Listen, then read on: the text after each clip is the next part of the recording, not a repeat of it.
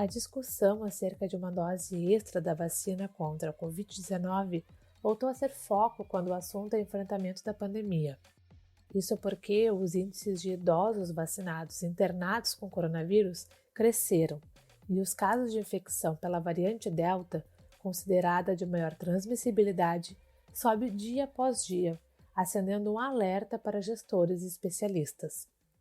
A inversão no índice de queda de hospitalizações e a discussão sobre a redução da eficácia das vacinas ao longo do tempo, e também com a influência das variantes, pressionaram o Ministério da Saúde, que se manifestou na semana passada. O ministro da Saúde, Marcelo Queiroga, disse hoje que a terceira dose da vacina será aplicada inicialmente em idosos e profissionais de saúde, mas não informou quando o reforço irá começar no país.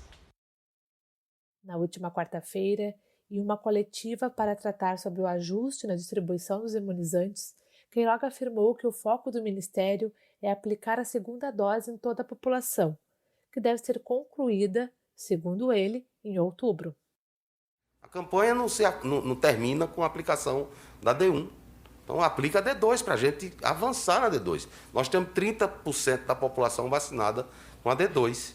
Então vai receber doses para subir para 40, 50, 70, 75. Em outubro vamos finalizar a D2. Porque a imunização só está completa quando aplicamos as duas doses. No entanto, a pasta aguarda ainda o resultado de uma pesquisa encomendada para anunciar como essa dose extra funcionaria. Além disso, a Anvisa busca junto às farmacêuticas dados sobre a terceira dose em outros países.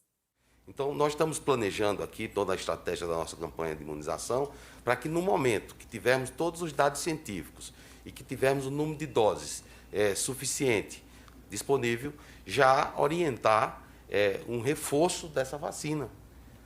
Isso em relação a todos os imunizantes disponíveis no PNI. E para isso precisamos dos dados científicos. Não pode fazer isso somente baseado em opinião de especialista. O Direto ao Ponto dessa segunda-feira vai falar sobre a discussão da terceira dose em um cenário epidemiológico desafiado pelas variantes do coronavírus. Eu sou Brenda Fernandes, sejam bem-vindos.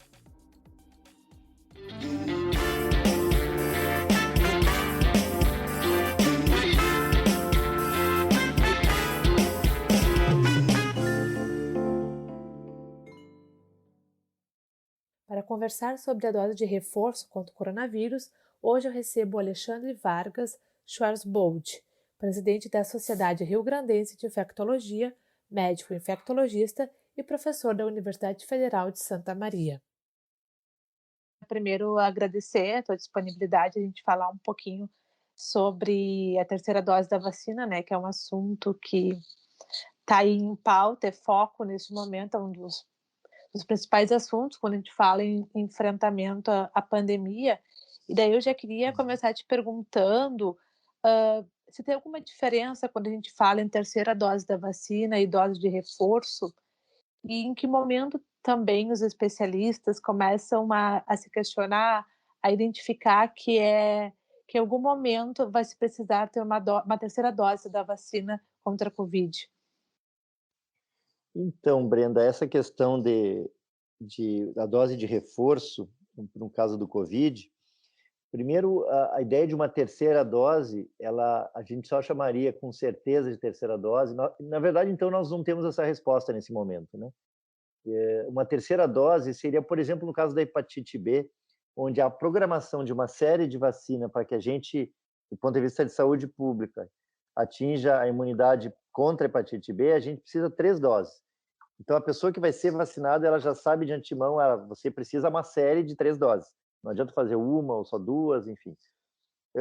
Aqui a gente seria, neste momento, uma dose de reforço, porque nós não sabemos se vai precisar uma série de 3 sempre ou vai ser só nesse momento histórico. Nós não sabemos o futuro. O ano que vem, não sabemos se vai precisar 2 doses, por exemplo, anuais, dado que esta terceira possível dose vai ser apenas um reforço e, portanto, nós não vamos precisar mais do que uma dose, ou se, por exemplo, com um reforço a gente não vai precisar só espaçar bem mais e fazer daqui a alguns anos. Essas são possibilidades que existem.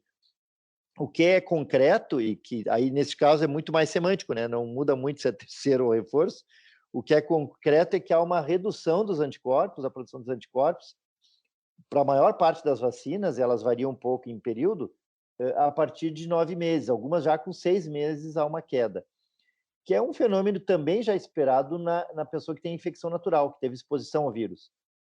Inclusive, os antigos coronavírus, eles duravam 3, 4 meses no máximo, começavam a cair os anticorpos, para alguém que era exposto ao resfriado de um coronavírus antigo. E neste atual, mesmo estando exposto, também tende a durar pouco tempo, talvez 6 meses ou algo do tipo. Com a vacina de Oxford, por exemplo, que eu participei como um dos pesquisadores, nós já temos dados de imunogenicidade persistente por 9 meses. Por isso que eu digo que varia um pouco de vacina a vacina. Mas não sabemos mais que isso, porque a recém 9 meses completaram os voluntários. Então, nós não temos uma ideia do depois. Mas como algumas vacinas que começaram antes de Oxford, inclusive em outros países, né? A gente já sabe que durou menos que isso. Talvez para essas pessoas a gente já teria que realmente fazer o reforço quanto mais cedo. Se associarmos essa ideia, Brenda, da menor persistência no tempo de algumas vacinas com a condição de uma pessoa e que é mais vulnerável, por exemplo, os idosos, isso exigiria que a gente fosse mais precoce no reforço. Junta a questão da vacina com a questão de menor eficácia num determinado hospedeiro que é mais vulnerável, os idosos, imunodeprimidos, né? Então, essa é uma condição que provavelmente vai tensionar para que a gente vacine nos próximos meses com uma dose de reforço. Eu estou preferindo, portanto, chamar de reforço nesse momento, porque não sabemos, como eu disse, lá no ano que vem. Porque se eu chamar de terceira dose, quer dizer que o ano que vem todo mundo tem que fazer 3 doses. Porque, como eu dei a comparação com a hepatite B, pressupõe que a série, para funcionar e ser eficaz, exige ter 3 doses sempre, né? Certo? Certo. E quanto mais doses tomarmos, mais estamos protegidos, ou tem um cálculo muito mais complexo aí por trás? Que a gente sabe hoje, né, com os casos que nós temos, já tem países aplicando essa dose de reforço. Não há dúvida que quanto mais doses, no sentido de ter um intervalo adequado, que principalmente da primeira para a segunda, para que possa produzir o estímulo para aquelas células que a gente chama de células de memória, que vão produzir os anticorpos lá mais tarde, quando novamente expostos à segunda dose, a partir dessa primeira para a segunda dose, quanto mais dose for dada, ou seja, se todos forem receber a terceira dose, ou essa dose de reforço pela terceira vez, não há dúvida que é uma segurança muito maior para grande parte da população. Isso, como todas as vacinas sempre funcionou, existem pessoas que não vão precisar da terceira, com 2 já é suficiente.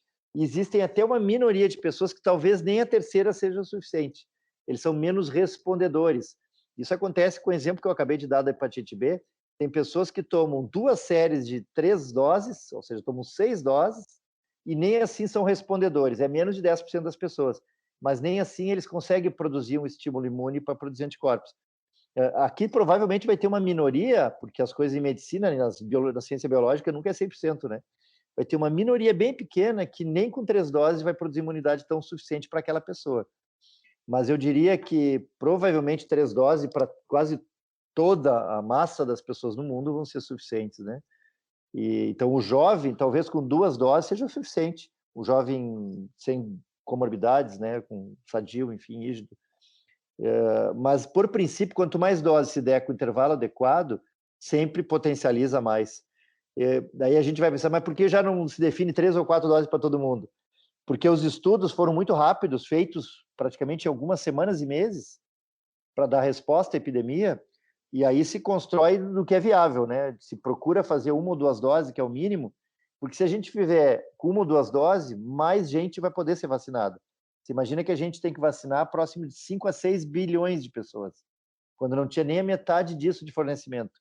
Se a gente exigir 3, 4 doses, nem 1/4 disso vai poder fazer e ter acesso. Já temos uma iniquidade de acesso a vacinas. Praticamente 70% das vacinas do mundo estão em 10 países. Agora que junto com digamos assim, com a completude da campanha vacinal nesses países e com o consórcio do COVAX e com essa intenção da OMS para diversificar os países, é que a gente está melhorando um pouco a equidade, mas ainda muito aquém. O Brasil não é a realidade da América Latina, por exemplo, né? E eu diria que Chile, Uruguai e Brasil são os países mais avançados em vacinas e na oferta, mas não é a realidade de todos os países latino-americanos. Então, quanto menos dose for factível, eficaz, melhor. Agora, não há dúvida que mais dose, quando for possível e ofertável a todo mundo, sempre vai ser mais seguro, né? E não existe como mensurar a proporção dessas pessoas que não têm a resposta à vacina, e também a gente tem a questão das variantes do coronavírus, né? O quanto que isso, de fato, é uma preocupação, então, para eficiência 100% contra essas cepas e o quanto esse cenário ainda pode se agravar por conta das variantes.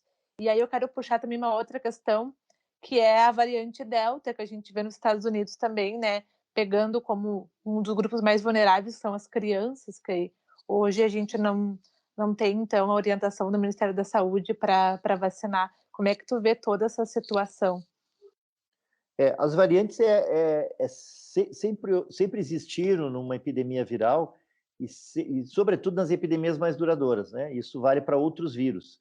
No vírus do HIV foi sempre um exemplo disso. Existem variantes do vírus HIV, poucas pessoas talvez saibam disso. O vírus da influenza é conhecido isso, né? Quando emergiu um H1N1, já existia vírus sazonal todos os anos, né? Exatamente pela essa exposição contínua e a exposição a vacinas ou até a medicamentos, é que os vírus, os micro-organismos, no nosso caso aqui é vírus, mas vale para bactérias, eles produzem formas de escape aos tratamentos. E é uma forma de se adaptar ao ambiente. Isto é um processo de seleção natural que sempre existiu naquilo que a gente chama de microbiologia, né? na ciência dos micro-organismos. Então, não nos estranha, nós que somos mais afeitos a doenças infecciosas, a virologia, o fato de existir variantes. Mais chance elas têm quando elas estiverem diante de uma pressão de vacinas e diante de uma grande existência de hospedeiros vulneráveis, ainda de pessoas vulneráveis. Menos chance elas terão quando a gente vacinar maciçamente e rapidamente a população, quando novos hospedeiros, para ela poder ter uma atividade parasitária, como a gente chama, né, de poder contaminar uma pessoa, menos chance ela vai ter, e, portanto, menos formas variáveis, menos variantes terão. Variantes nada mais são do que mutações genéticas que esses vírus conseguem produzir e que se adaptam, porque muitos vírus fazem muitas mutações que são mutações, digamos, inúteis, né, de algum modo, para eles. Não permitem que eles sobrevivam mais. Então, nós já estamos aí com um alfabeto grego, Brenda, de variantes, e é possível que a gente, se demorar muito para vacinar a humanidade, vale não só para o Brasil, vale para os outros países e fronteiriços, sobretudo, que as pessoas circulam, se demorarmos muito, não vai ter alfabeto grego suficiente, porque nós vamos ter novas variantes. O Brasil tinha a originalidade de ter uma variante que pouco teve no mundo e que predomina no Brasil ainda, e que ainda vai predominar talvez nas próximas semanas, que é a P1, ou a chamada Gama, né? Ela vai ser gradualmente ocupada pela Delta, que é essa nova variante que veio da Índia, mas que é impressionante pela forma de transmissão rápida, nessas mutações que ela se adaptou. Foi para todo o hemisfério norte, né? A Europa, Estados Unidos e Canadá, e Israel também, no Oriente Médio. Ela parece a forma mais predominante no mundo e vai ser no Brasil, seguramente, pela exatamente essa velocidade de contaminação que ela tem, pela essa habilidade de contaminar mais pessoas, inclusive vacinados.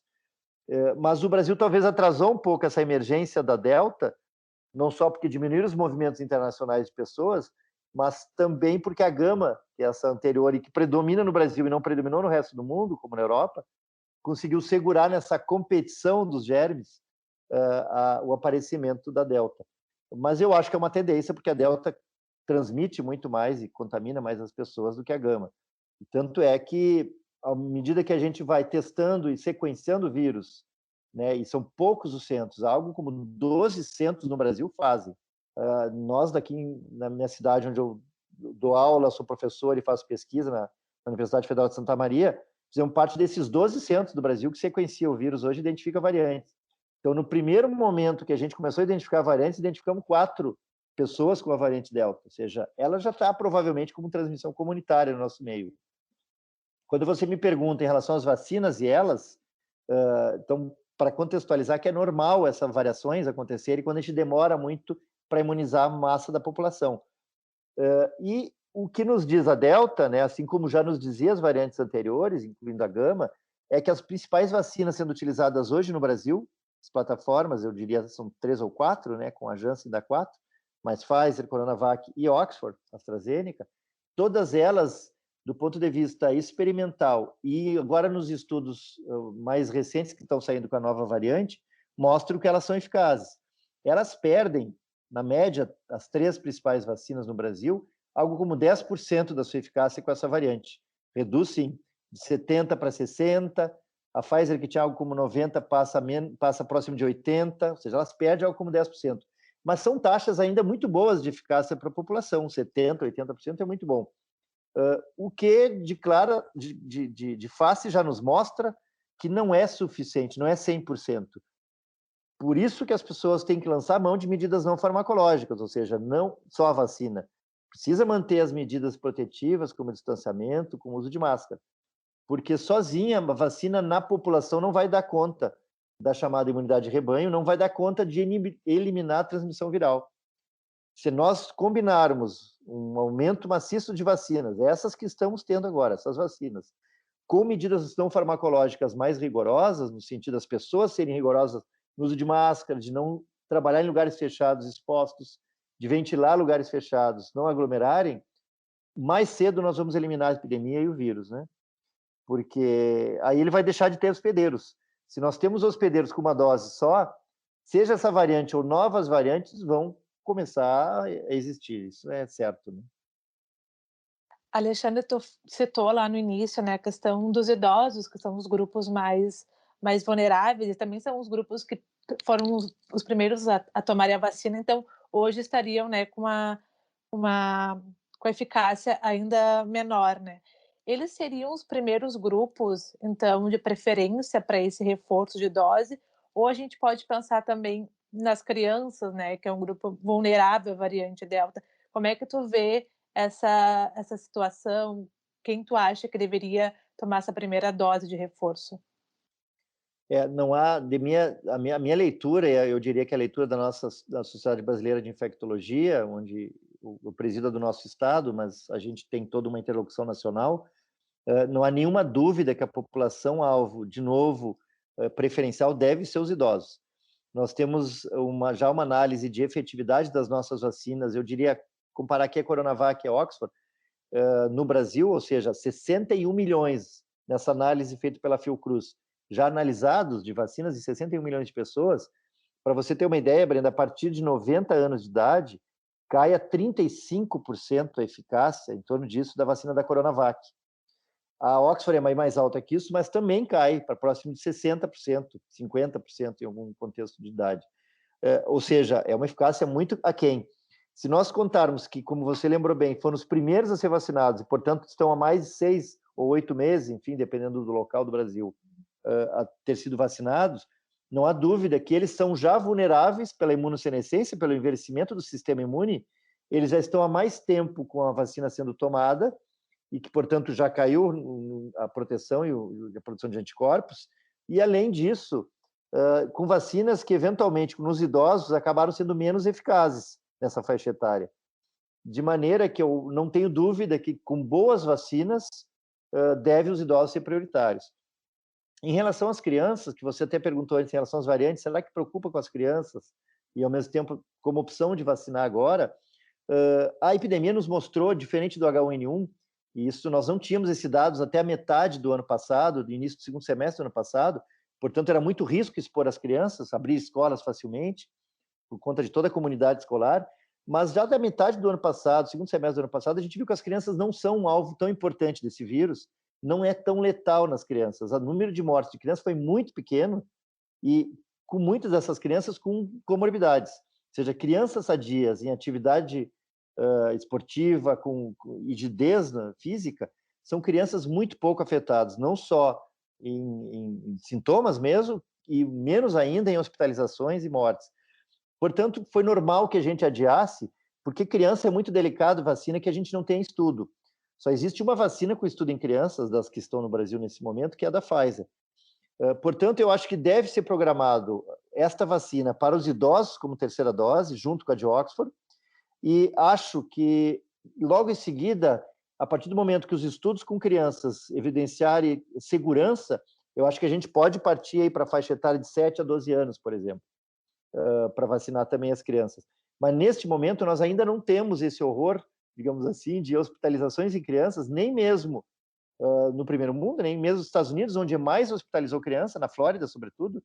Mesmo assim, a taxa de letalidade é muito pequena nelas, que justifique a gente priorizar a massa das crianças agora e deixar os idosos expostos, porque não há dúvida que são eles as pessoas que mais vão se expor com as novas variantes e com maior risco de hospitalização. Neste momento, só para esgotar esse ponto, se a gente pegar quem mais hospitaliza no Rio Grande do Sul, são pessoas de meia idade, de 40 a 60 anos, 40 a 50 anos principalmente, com apenas uma dose de vacina ou não vacinados. De novo, faça-se um paralelo com o que aconteceu no Hemisfério Norte. 95% das pessoas ou que foram a óbito ou que hospitalizaram nos Estados Unidos ou não foram vacinados ou apenas com uma dose. Portanto, não há dúvida que a gente deve, com as mesmas vacinas que temos, vacinar nossos grupos prioritários com 2 doses. A partir disso, vacinar os nossos idosos com a dose de reforço e, em seguida, vacinar as crianças quando for factível, né? A previsão do ministro de Saúde é que comece essa dose de reforço em outubro. É uma data boa? Ela é muito atrasada? Como é que tu vê a questão do tempo? Eu acho que as pessoas que se vacinaram entre setembro e outubro do ano passado é uma data boa. Eu acho que é uma data boa. Existem grupos que se vacinaram já em julho do ano passado. Estou pegando mais ou menos um exemplo de período, em São Paulo, sobretudo. E talvez esses de julho, antes de outubro, a gente consiga demonstrar em estudos que estão sendo feitos no Brasil. Inclusive, nós iríamos participar, mas acabou, até por agilidade do tempo, a gente centralizando no Rio e São Paulo. São 2 centros que estão testando.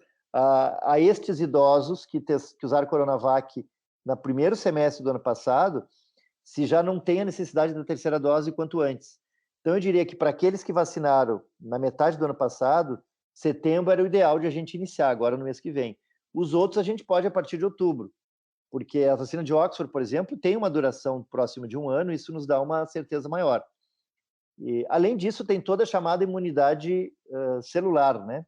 Quando a gente está falando da queda dos anticorpos produzidos pelas vacinas, a gente não está aqui dizendo e lembrando que existe um outro tipo de imunidade que as vacinas estimulam, que é a imunidade celular.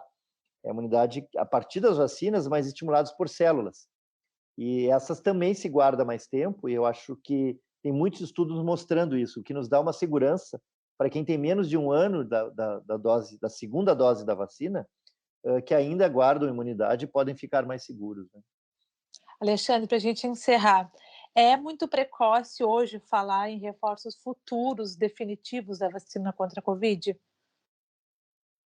É precoce, mas há um indicativo muito nesse sentido, de que, sendo ele um vírus transmitido de modo respiratório e que ele circula em muitos lugares do mundo ainda, porque nós não vamos, infelizmente, ver 100% das pessoas no mundo vacinadas até o próximo ano, por exemplo, tudo indica que é um vírus que vai circular de modo sazonal no próximo ano. E essa sazonalidade, ela varia de locais geográficos do mundo, então em função do clima, né? Ou seja, o que vai ser inverno de novo no hemisfério norte, quando vai ser o nosso verão aqui, possivelmente lugares que não estão com 100% da população vacinada, ele vai continuar circulando. Então a gente pode conjecturar que até 2024 nós vamos estar convivendo com campanhas de vacinação para este vírus. E é possível que ele passe a ser um vírus sazonal. Eu trabalho com essa hipótese, é muito difícil, e trabalho com essa hipótese como infectologista, porque o coronavírus está conosco há mais de 3 décadas, e ele tinha essa sazonalidade, só que ele não era preocupante do ponto de vista de gravidade. Ele era um vírus que causava resfriado, nenhum de nós vacinava para ele, nenhum de nós fazia o diagnóstico para ele, porque as pessoas evoluíam bem. Então, nós nunca nos preocupamos com ele. Agora, é como a gripe. Quem se preocupava na geração dos nossos avós com o vírus de gripe? Até vinha o H1N1 em 2009, que é uma variante da gripe. Portanto, a gente todo ano vacina para H1N1. Eu acho que nós vamos caminhar no sentido ou de uma vacina por spray nasal, para evitar de vez transmissões todos os anos, ou para uma vacina como as que usamos, conjugada com as vacinas da gripe.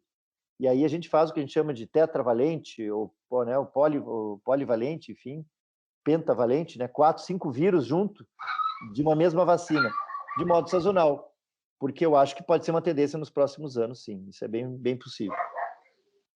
Certo, Alexandre, muito obrigada pelos esclarecimentos. O Direto ao Ponto desta segunda-feira fica por aqui. A repercussão desse e outros assuntos você acompanha no site do Correio do Povo. O episódio de hoje teve a apresentação de Brenda Fernandes e edição de Alifa Alencar. As sonoras que você ouviu aqui são da TV Record e do Ministério da Saúde. Até a próxima!